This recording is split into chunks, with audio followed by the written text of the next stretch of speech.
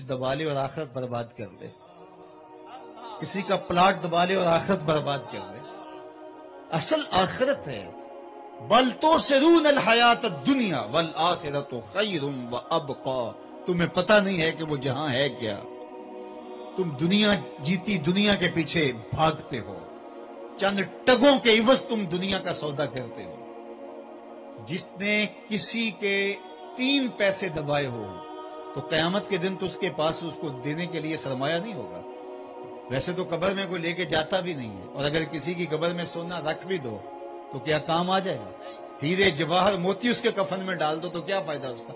سکہ چلتا ہی نہیں ہے، راج الوقت ہی نہیں ہے سکہ، اور وہاں کوئی جو ہے وہ کرنسی ایکسچینج بھی نہیں ہے کہ وہاں سے تبدیل کروا لیں، وہاں تو پہلے سے عمل بھیجے ہوئے ہونے ہیں۔ تو وہاں کا معاملہ اعمال کا ہے، اعمال سکہ راج الوقت ہے۔ جس نے دنیا پر کسی کے 3 پیسے دبائے اس کے بدلے میں اس کو قیامت کے دن 700 نمازیں با جماعت دینی پڑیں گی۔ 700 نمازیں جو جماعت کے ساتھ پڑھی ہیں وہ اس کو دینی پڑیں گی، اور اگر وہ اپنی نمازیں دے کر کے بھی کھاتا برابر نہ کر سکا تو پھر قرض کھا کے گناہ اس کو اپنے ذمہ لینے پڑیں گے۔ میں اور آپ دیکھیں کہ آخرت کتنا مشکل امتحان ہے، لیکن ہم اگر اس دنیا کو اللہ رسول کے بتائے ہوئے طریقوں کے مطابق بسر کر لیں تو دنیا بھی اچھی، آخرت بھی اچھی، یہ جہاں بھی خوبصورت وہ جہاں بھی خوبصورت۔ تو فرمایا بل تؤثرون الحیات الدنیا والآخرۃ خیر وابقی، تم جیتی دنیا کے پیچھے بھاگتے ہو، حالانکہ آخرت بہتر بھی ہے اور دائمی بھی ہے، نہ ختم ہونے والی زندگی ہے۔ اللہ اکبر۔ جنت میں جنتیوں کو جب یہ اتنی جگہ مل گئی، اور سب سے کم درجے کی جگہ میں نے بتائی، دنیا سے 10 گنا جگہ، تو یہ تو سب سے آخر میں جانے والے کی جگہ ہے، 10 گنا دنیا سے، تو داتا گنج بخش علی اجمیری کی جاگیروں کا عالم کیا ہوگا؟ خواجہ معین الدین چشتی اجمیری کی جاگیروں کا عالم کیا ہوگا؟ یہ تو سب سے آخر میں جانے والے کی جاگیریں ہیں، ابو بکر و عمر کی جاگیروں کا عالم کیا ہوگا؟ مولا کائنات کی جاگیروں کا عالم کیا ہوگا؟ یہ جنت ہے اور یہ جاگیریں ہیں ان لوگوں کو جہاں وہاں نصیب ہوگی۔ تو آخرت ہے۔ اچھا، اتنی جاگیریں مل گئی، آسودگیاں مل گئی، اور یہ بھی کہہ دیا گیا کہ اب تمہیں موت بھی نہیں آئے گی۔ ہوتا ہے صحت خراب ہو جائے، بندہ مر جائے، سب کچھ یہاں رہ جاتا ہے، وہاں یہ بھی نہیں ہوگا۔ بندے کے ذہن میں ایک موہوم سا پھر بھی جو ہے وہ ہوگا، اور وہ کیا؟ اللہ تعالیٰ ایک دن بندوں سے کہے گا اردیتم، کیا تم مجھ سے راضی ہو؟ تو وہ کہیں گے اللہ ہمیں کیا ہے کہ ہم راضی نہ ہوں، ہمیں وہ ملا جو کسی کو نہیں ملا۔ تو اللہ فرمائے گا میں تمہیں اور ایک چیز دینے لگا ہوں، تم بالکل راضی ہو جاؤ گے۔ تو وہ کہیں گے مالک اور شے رہ کیا گئی ہے؟ یہ دنیا کے اوپر تو کوئی نہیں بولتا، کسی کو کہا جائے گا کوئی طلب رہ گئی ہے تو وہ کہے کہ بس مجھے کوئی طلب نہیں رہی، ہر بندہ آگے آگے بڑھتا ہے۔ لیکن جنتی کہیں گے مالک کون سی شے ہے جو ہمیں ملنے والی ہے، کون سی چیز رہ گئی ہے جو ابھی نہیں ملی؟ اللہ فرمائے گا ایک چیز میں تمہیں دینے لگا ہوں، تو وہ جھولی پھیلا لیں گے، اور اللہ فرمائے گا وہ شے یہ ہے کہ میں تمہارے اوپر اب راضی ہو گیا ہوں، کبھی ناراض نہیں ہوں گا۔ تو پھر جنتی خوشی سے نہال ہو جائیں گے کہ موت تو آ نہیں سکتی، تو یہ تو ہو سکتا ہے کہ اللہ کبھی ناراض ہو جائے جنت سے نکال دے، تو اللہ ناراض بھی کبھی نہیں ہوگا ہمارے، ابدی رضا سرمدی رضا اس کی ہمیں حاصل ہو جائے گی۔ تو کیا بہاریں ہیں اگر یہ تھوڑی سی زندگی احتیاط سے گزار دی جائے۔ حضرت داتا گنج بخش علی حجویری علیہ رحمہ کے پیر شیخ ابو الفضل ختلی فرماتے ہیں دنیا یومن ولنا فیہا صومن، دنیا ایک دن ہے اور ہم روزہ رکھ کے گزار رہے ہیں۔ روزہ رکھ کے بھی تو دن گزر ہی جاتا ہے نا، ان چیزوں سے بچا جاتا ہے جن سے روزے میں روکا گیا ہوتا ہے۔ تو یہ دنیا ایک روزہ رکھ کے گزارے، جن چیزوں سے مائے رب نے روکا ہے، منع کیا ہے، ان سے اپنے آپ کو بچا کر کے احتیاط سے گزر جائیں۔ یہ 60 سال ہیں، چٹکی میں گزر جائیں گے۔ یہ 50 سال ہے۔ آپ اور میں اگر دیکھیں، میری زندگی 49 سال ہو گئی ہے، کسی کی 50 سال، کسی کی 60 سال، کسی کی 20 سال۔ اگر ہم ماضی کی طرف دوڑ کر کے جائیں تو یہ کل کی بات ہے، ہم گلیوں میں کھیلتے تھے، وہ کاغذ کی کشتی، وہ بارش کا پانی، ابھی کل کی کہانی ہے نا۔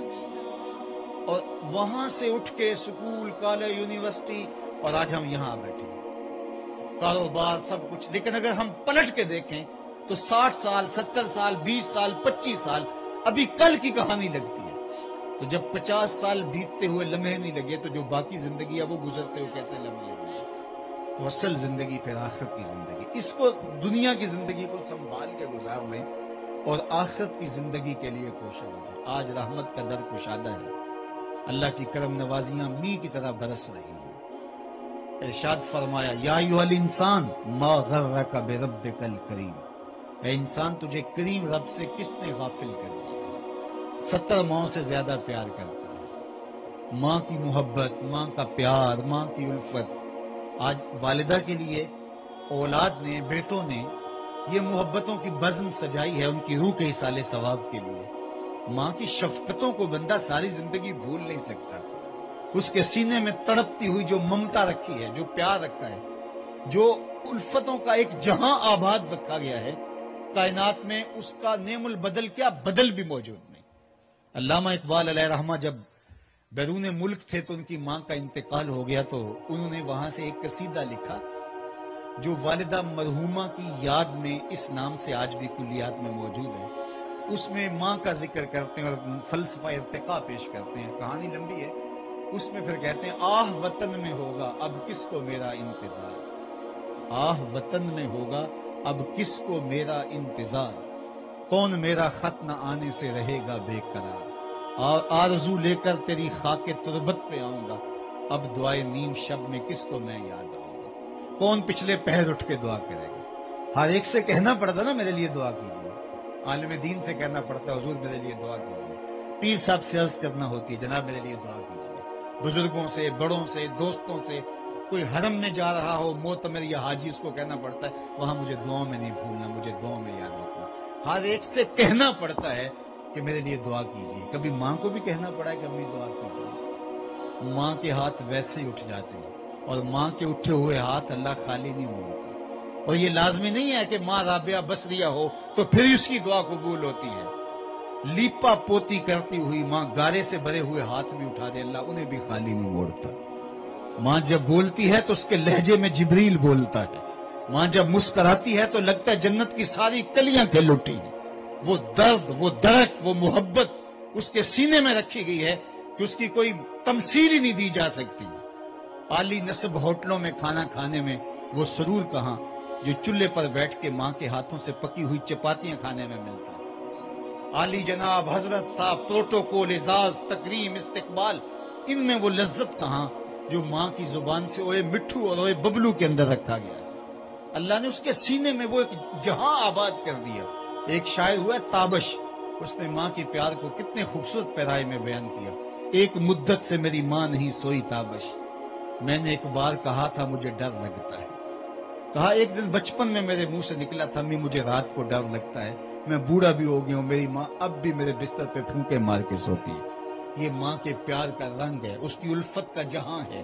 اللہ نے اس کو وہ دھڑک دے دیا، وہ محبت دے دی، وہ ایک سینے کے اندر تڑپتی ہوئی ممتا رکھ دی ماں کے. اللہ اکبر. اولاد کے لیے مائیں کس کس مرحلے سے نہیں گزرتی. غریب مائیں اپنے بچوں کا پیٹ پالنے کے لیے کسی کے میلے برتن بھی مانجنے پڑے تو اس سے بھی گریز نہیں کرتی. غلامی برداشت کر لیتی ہیں. شہر میں آ کر پڑھنے والوں بھول گئے ہو کس کی ماں نے کتنا زیور بیچا ہے. مائیں کن کن مراحل سے گزر کے اپنی اولاد کی تربیت کرتی ہیں. مجھے بتاؤ ماں اولاد سے اتنا پیار کیوں کرتی ہے؟ تو آپ سب کا ایک ہی جواب ہوگا کہ ماں نے اولاد کو جنم دیا ہے. تو میرے اس جملے کی طرف توجہ، جس ماں نے جنم دیا اس کے پیار کا کوئی ٹھکانہ نہیں ہے، تو جس رب نے خلق کیا اس کے پیار کا ٹھکانہ کیا ہوگا؟ ماں نے جنم دیا ہے، خلق نہیں کیا، تخلیق نہیں کیا. جنم دینے والے کی پیار کو کسی ترازو پہ نہیں تولا جا سکتا. یہ سڑکوں کے کنارے پر آج کل بڑے بڑے ہیوی کنڈے نصب کر دیے، یہ پورا کنٹینر تول لیا جاتا. تو میں دوستوں کہا کرتا ہوں آج تک کوئی ایسا ترازو ایجاد نہیں ہوا جس پر ماں کے پیار کو بھی تولا جا سکے. اللہ اکبر. ماں تو ماں ہوتی ہے اور اس کی کمی انسان جس بھی مرحلے پہ چلا جائے ماں کی کمی کبھی بھی انسان جو ہے وہ اس کو پوری ہوتی نہیں دیکھتا. میں اور آپ کیا، میری اور آپ کی حیثیت اور اوقات کیا، خود امام الانبیاء نے اس کمی کو محسوس کیا. ایک دن حضور مکے سے ہجرت فرما کے جب مدینے تشریف لائے اور وہاں نماز عشاء پڑھانے کے لیے حضور تشریف لائے تو تا حد نظر صحابہ منتظر تھے جو ہی حضور حجرہ انور سے باہر نکلے تو ادب سے کھڑے ہو گئے. بس یہ منظر دیکھنے کی دیر تھی کہ حضور کی آنکھوں سے آنسو رواں ہو گئے. انسان نے غم کا دور دیکھا ہو، بعد میں خوشحالیاں مل جائیں تو انسان ضرور آرزو کرتا ہے کہ میرے ماں باپ نے میرا وہ بدحالی کا زمانہ دیکھا تو آج خوشحالی کا زمانہ بھی دیکھتے تو کتنے خوش ہوتے. جتنی خوشیاں باقی لوگوں سے تو اپنی خوشیاں بچانے کے لیے تعویذ ڈالنے پڑتے ہیں، اپنی خوشیاں بچانے کے لیے تو جو ہے وہ حصار کرنے پڑتے ہیں، لیکن ماں کی بے لوث دعائیں، ماں کا پیار. اب اللہ کے محبوب علیہ الصلوۃ والسلام آپ جانتے ہیں جب پیدا ہوئے تو باپ کا سایہ سر پہ نہیں تھا. 6 سال کی عمر تھی، اپنی والدہ کے ساتھ مدینہ المنورہ گئے جو حضور کا ننیال تھا. واپسی پر ابوا کے مقام پر سیدہ آمنہ سلام اللہ علیہا کی طبیعت خراب ہو گئی. انہیں لگا کہ یہ بیماری جان لیوا ثابت ہوگی. انہوں نے سیدہ برکہ کو بلایا، ام امن سلام اللہ علیہا کو، کہا کہ میرے بیٹے کو بحفاظت امیر قریش عبد المطلب تک پہنچا دینا. اور خود انہوں نے اپنا تپتا ہوا بخار سے ہاتھ حضور کے سر پہ رکھا. اور سیدہ آمنہ حضور سے کوئی بات کرنا چاہ رہی تھی، لیکن ضبط کے بندھن ٹوٹ گئے اور چھم چھم آنکھوں سے آنسو برسنے لگے. سیدہ آمنہ حضور سے بس جو باتیں کرنا چاہ رہی تھی نہ کر پائیں، لیکن 2 باتیں انہوں نے کی. سیرت کی سب سے پہلی کتاب ابن حشام میں یہ واقعہ موجود ہے، باقی کتب میں بھی. تو سیدہ آمنہ نے کہا بیٹا ہر نئی چیز نے پرانا ہو جانا ہے، ہر باقی نے فنا ہو جانا ہے. میں بھی جا رہی ہوں، وَذِكْرَ باق وَوَلَدْتُ تُہْرَا، لیکن میرا ذکر نہیں مٹے گا. تیرے جیسا ستھرا بیٹا چھوڑ کے جا رہی ہوں. جن ماؤں کے بیٹے اچھے ہوں وہ ماؤں کا ذکر مٹنے نہیں دیتے. کہا کہ بیٹا میں جا رہی ہوں لیکن میرا تذکرہ نہیں مٹے گا، اس لیے کہ تیرے جیسا پاکیزہ بیٹا چھوڑ کے جا رہی ہوں. یہ آخری لفظ تھے کہ سیدہ آمنہ کا وصال ہو گیا. حضور ماں سے لپٹ گئے کہ امی آپ آگے بولتی نہیں. 6 سال کی عمر ہے لیکن خاموش ہو گیا. چمن بولتا. وہ کسی نے کہا تجھے کن پھولوں میں ہم کفن دے، تو جدا ہی ایسے موسموں میں ہوا جب درختوں کے ہاتھ پھولوں سے